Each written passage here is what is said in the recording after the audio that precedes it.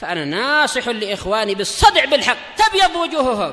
السكوت في مسألة الحزبية يضرها، فاصدع بما تؤمر وأعرض عن المشركين. سلامي على دماج ورجالها والشيخ يحيى ودار العلم يا سعد بانيها. بسم الله الرحمن الرحيم. الحمد لله حمدا كثيرا طيبا مباركا فيه كما يحب ربنا ويرضى. أشهد أن لا إله إلا الله وحده لا شريك له وأشهد أن محمدا عبده ورسوله صلى الله عليه وعلى آله وأصحابه ومن تبعهم بإحسان إلى يوم الدين. أما بعد.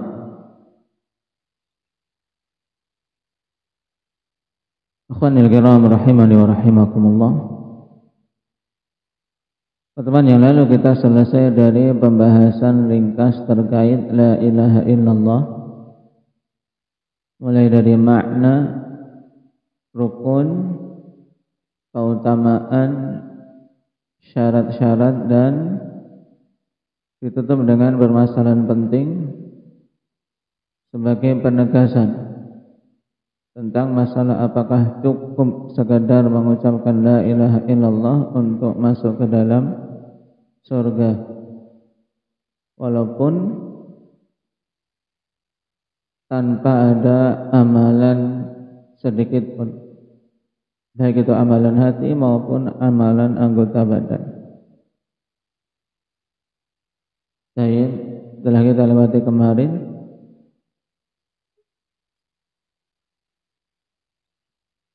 bahwasanya pengucapan syahadah la ilaha illallah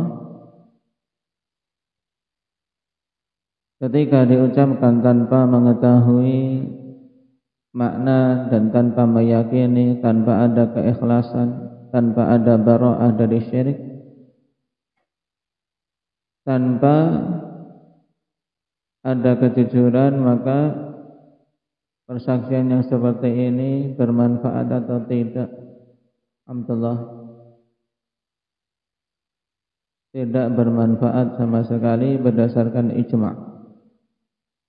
Maksudnya tidak bermanfaat di sisi Allah Subhanahu wa ta'ala. Adapun kemanfaatan duniawi ada tidak? Indah ya Ali, ada berupa apa?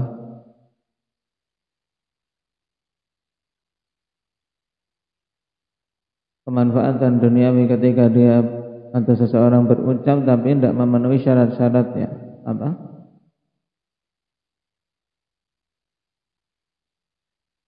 Hah? Seperti?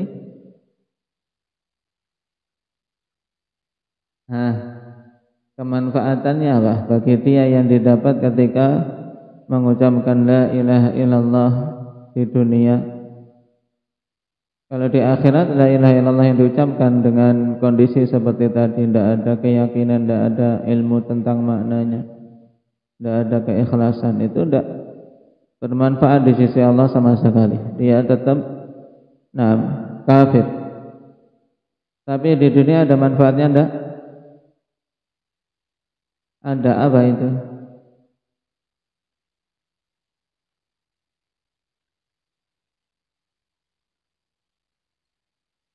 Dihukumi Islam secara zahir sehingga dia tidak dibunuh, tidak pula dijarah hartanya. Baik.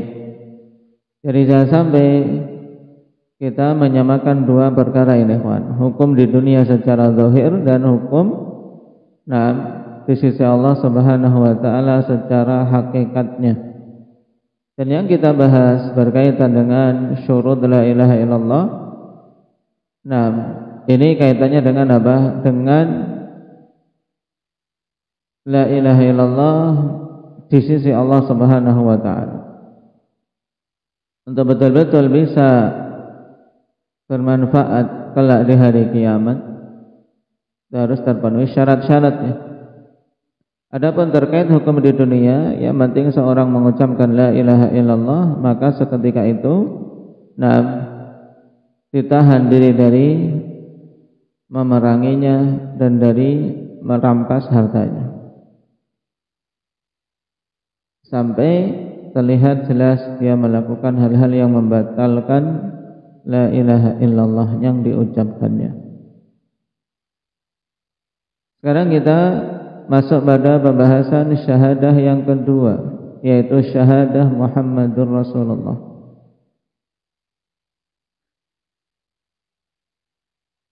Qala al-Imam Ibn Baz rahimahullahu ta'ala, ma'a bayani anna Muhammadar Rasulullah.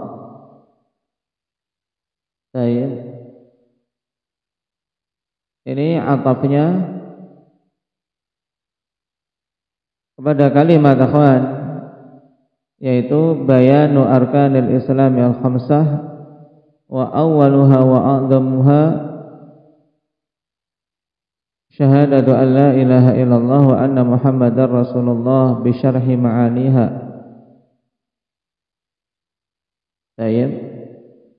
Kemudian ma'a bayani syuruti la ilaha illallah wa ma'naha. Dan kemudian sekarang ma'a bayani anna Muhammadar Rasulullah. Rukun Islam yang pertama yang paling agungnya adalah persaksian la ilaha illallah dan persaksian Muhammad Rasulullah. Baik.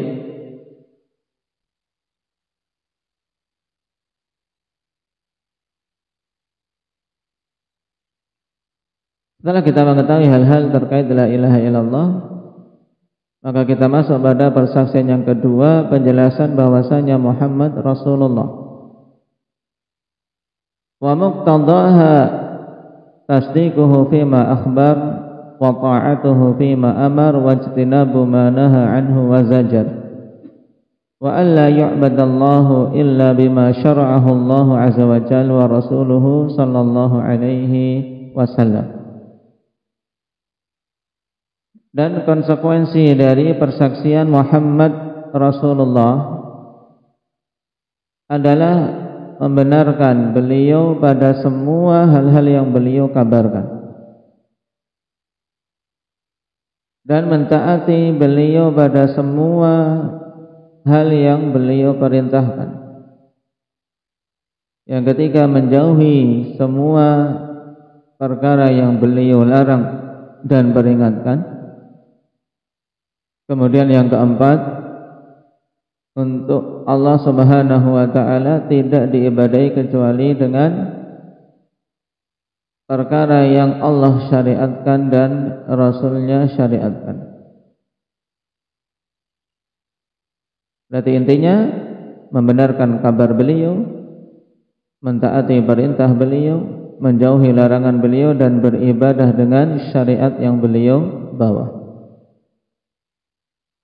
Qala thumma yubayyinu lit-talibi baqiyata arkanil Islamil khamsah. Kemudian menjelaskan kepada penuntut ilmu rukun-rukun Islam yang tersisa yang 5, wahiya salatu wa zakatu wa shaumu ramadan wa hajjul baitil haram liman istata'a ilaihi sabila. Ini perkara-perkara terpenting yang harus diilmui tentang salat, zakat, puasa Ramadan dan haji. Kita ambil satu persatu. Qala syarih wafaqahu Allah ta'ala, wa dalilu syahadati anna Muhammadar Rasulullah qauluhu ta'ala, laqad ja'akum rasulun min anfusikum azizun 'alaihi ma 'anittum harisun 'alaikum bil mu'minin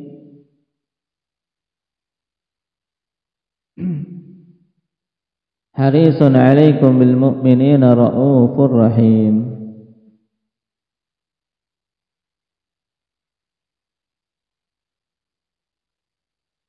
Kita bersaksikan bahwasanya Muhammad adalah Rasulullah. Dalilnya apa?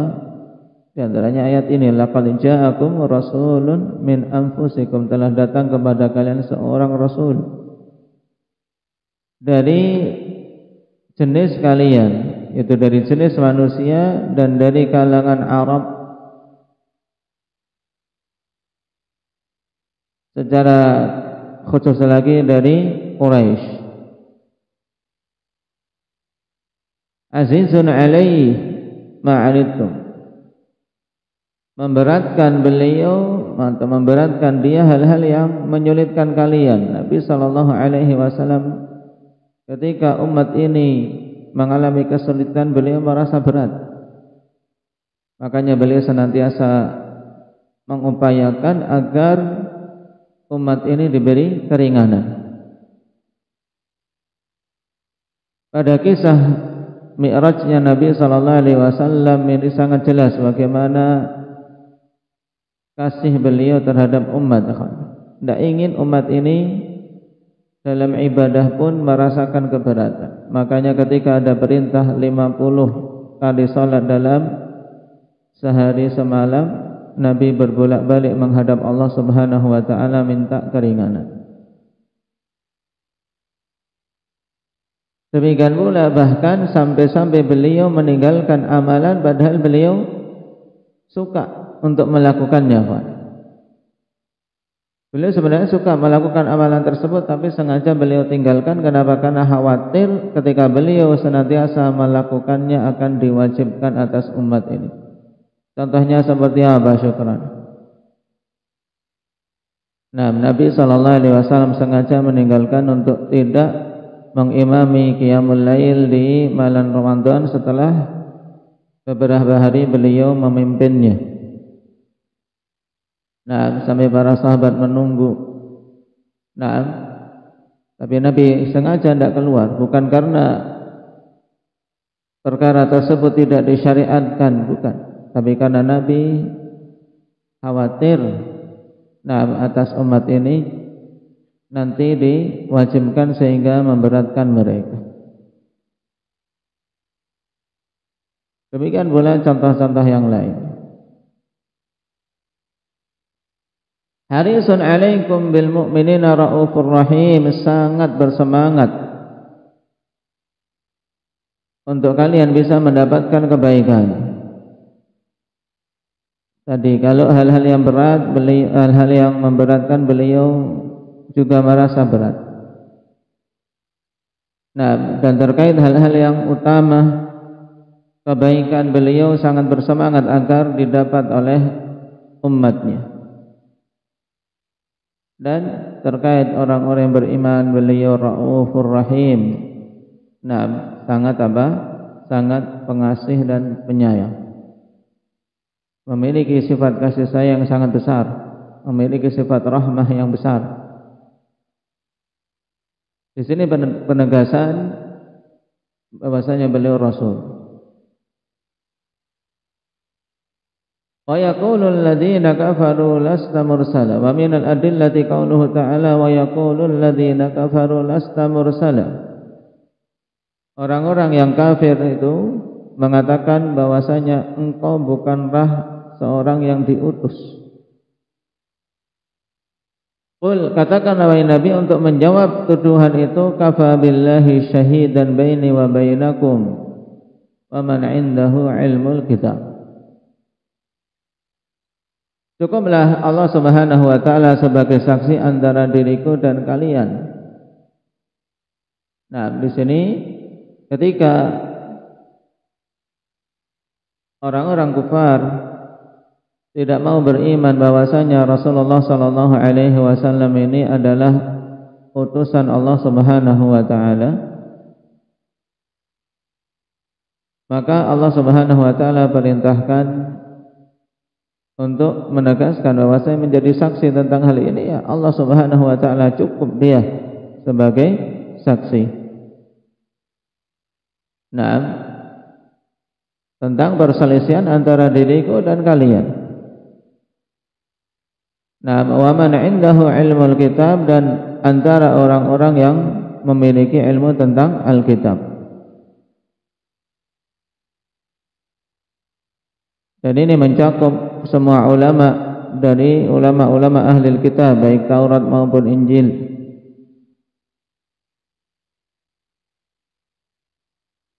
Karena sesungguhnya mereka akan mempersaksikan tentang Nabi kita Muhammad sallallahu alaihi wasallam.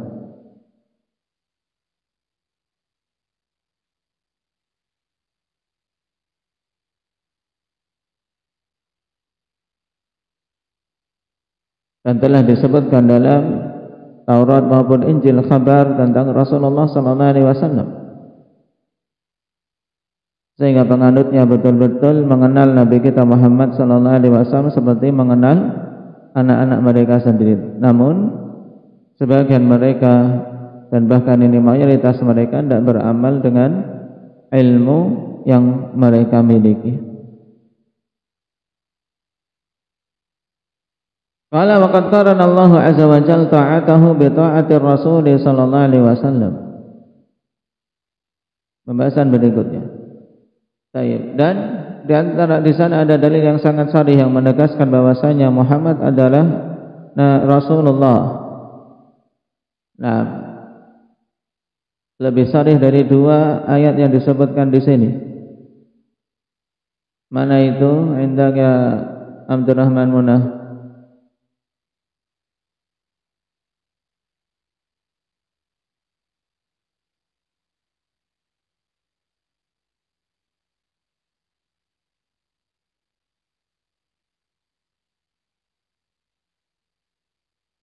Nah, Muhammadur Rasulullah.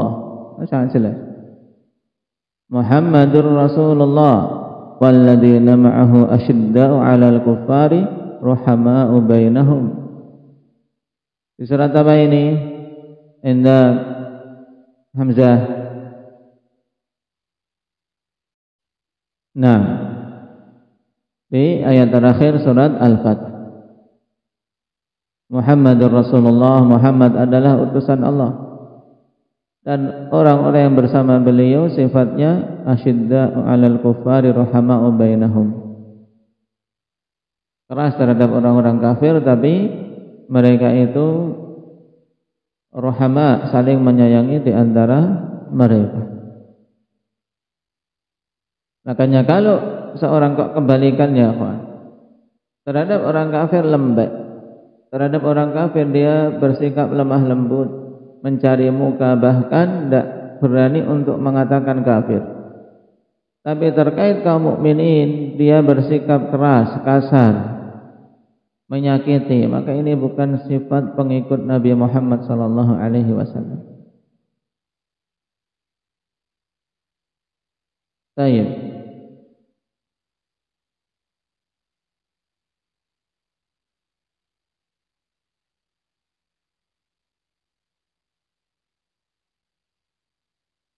Qala wa qad qarana Allah azza wa jalla ta'atahu bi ta'ati Rasul sallallahu alaihi wasallam.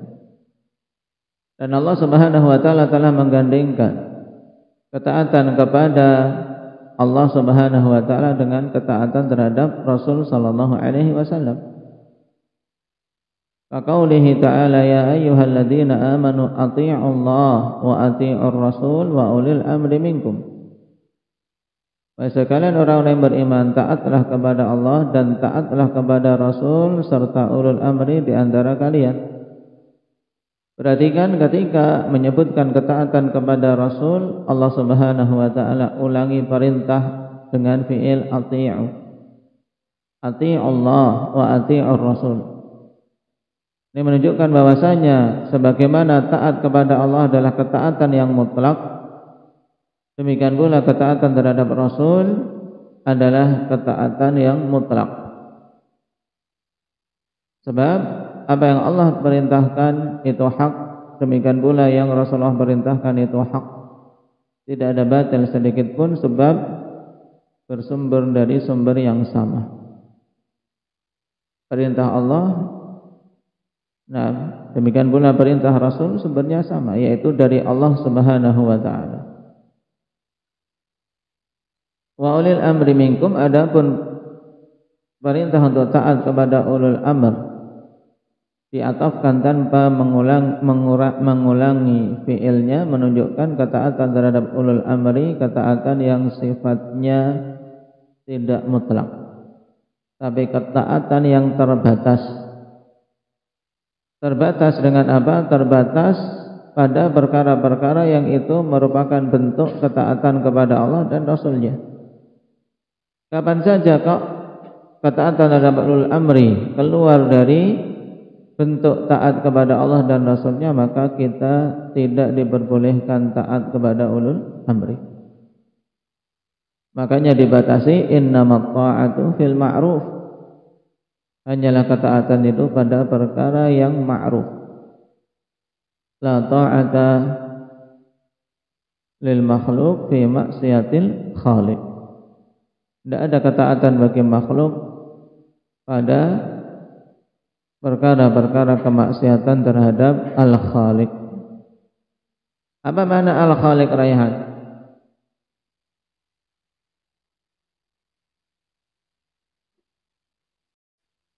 Apa isyarat? Baik.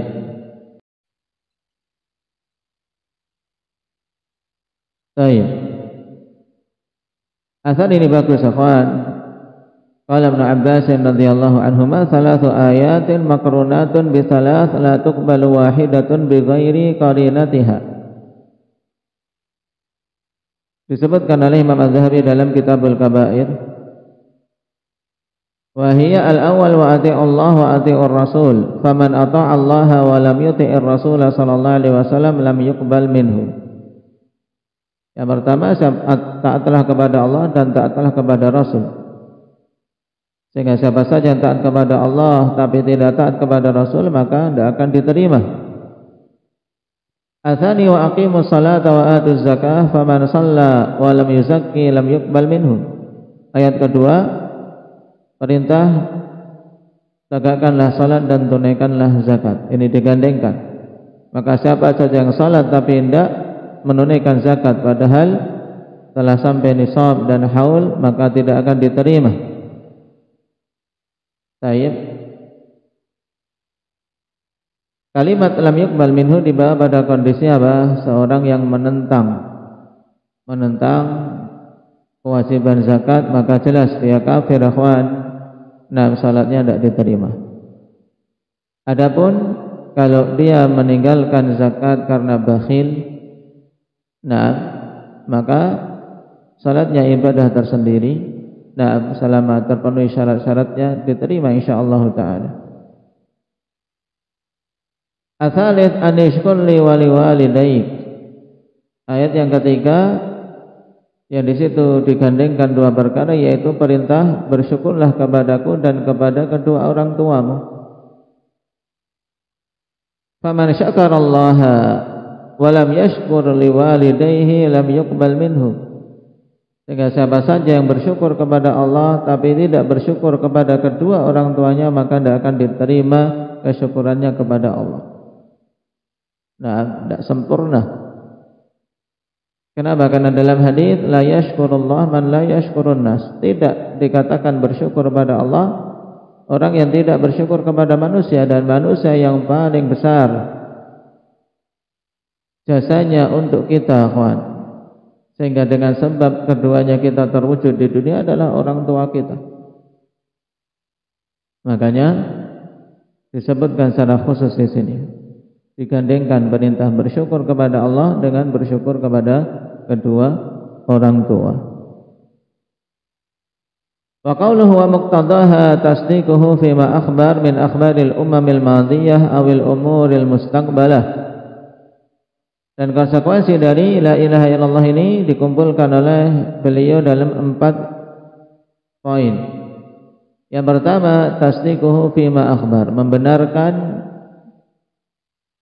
Rasulullah sallallahu alaihi wasallam pada semua kabar-kabar beliau. Baik itu berupa akhbaril umamil madiyah, kabar-kabar umat-umat terdahulu, awil umuril mustaqbalah, atau perkara-perkara yang akan datang, yang akan terjadi di hari kiamat, atau hal-hal yang akan terjadi semeninggal Nabi sallallahu alaihi wasallam tentang luasnya kekuasaan Islam dan seterusnya.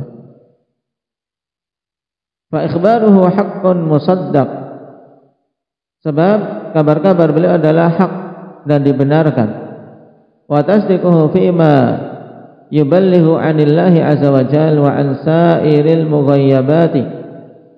Demikian pula membenarkan beliau pada semua perkara yang beliau menyampaikannya dari Allah Subhanahu wa taala. Karena beliau membaligh 'anillah. Beliau menjadi mubalignya Allah, menyampaikan wahyu-wahyu Allah Subhanahu wa taala kepada manusia. Demikian pula membenarkan apa yang beliau sampaikan dari Allah Subhanahu wa taala terkait semua perkara-perkara gaib, kal jannati wan nari wal qiyamah, seperti surga, neraka dan hari kiamat.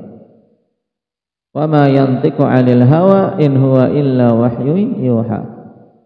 Muhammad tidaklah berucap dari hawa nafsunya, melainkan beliau berucap dari wahyu yang diwahyukan. Sehingga ketika demikian keadaannya, semua kabar-kabarnya adalah hak.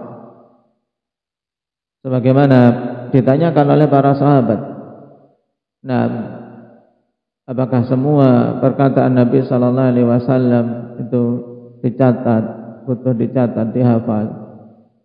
Padahal Nabi sallallahu alaihi wasallam terkadang beliau dalam keadaan ridha, terkadang dalam keadaan marah. Maka Nabi tegaskan, tulis, karena tidak keluar dari lisan beliau kecuali kebenaran.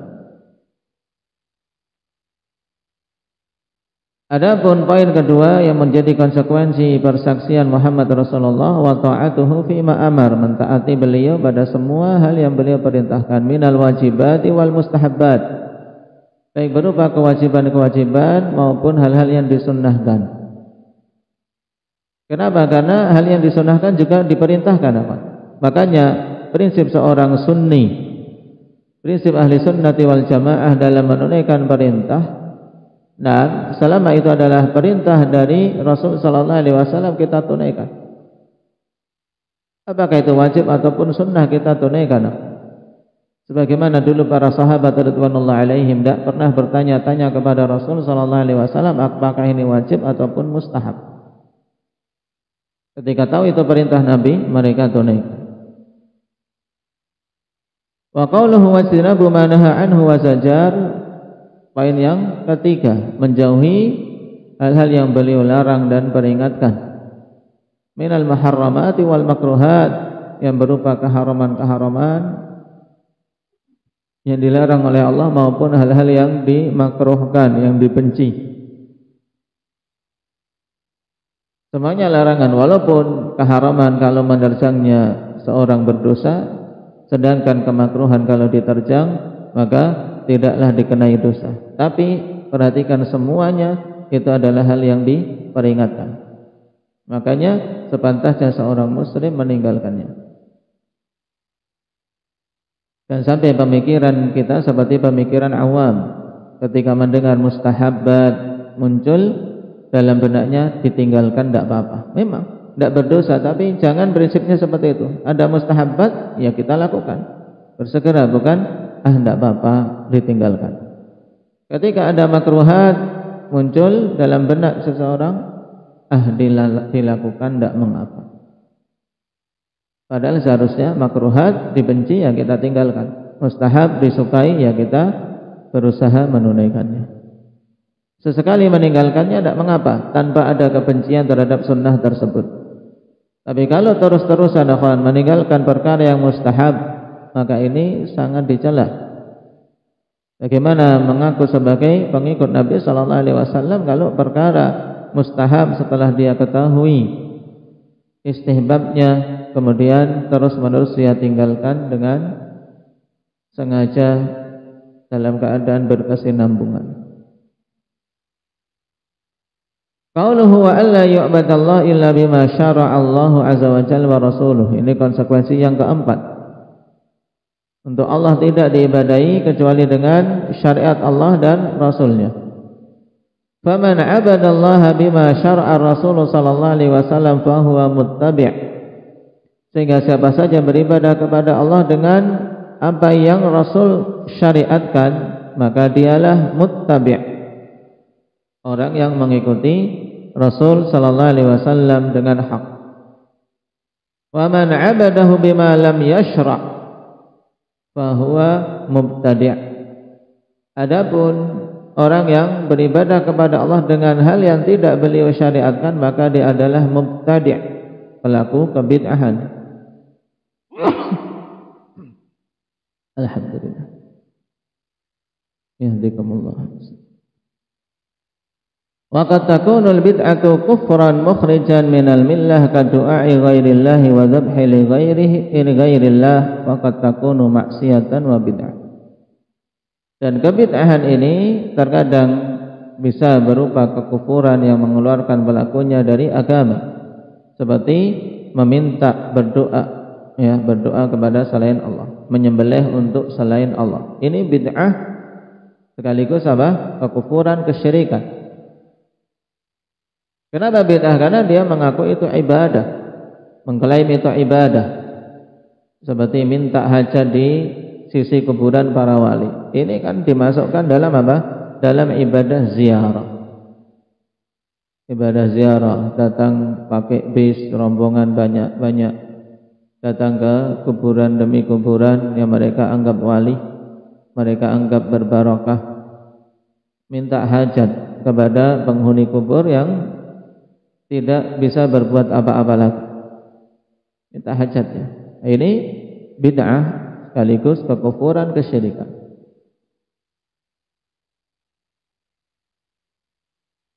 Waqad takunu maksiatan wa bid'ah, dan terkadang kebid'ahan itu tingkatannya tidak sampai kufur, tapi maksiyah, kemaksiatan di bawah kekufuran dan kebid'ahan.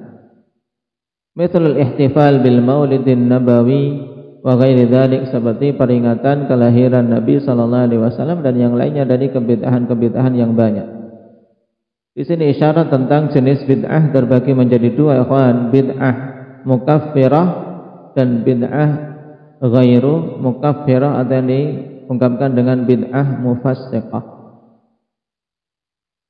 Bid'ah mukaffirah dan bid'ah ghairu mukaffirah.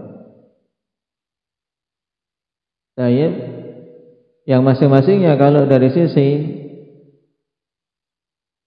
sarana yang digunakan bisa berupa aqdiyah, qauliyah maupun amaliyah.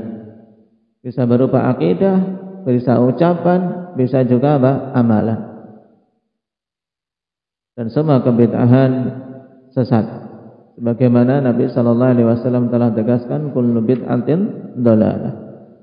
Semua kebid'ahan itu sesat. Nasallallahu al-afiyata wassalam. Naktahi bihada, subhanakallah.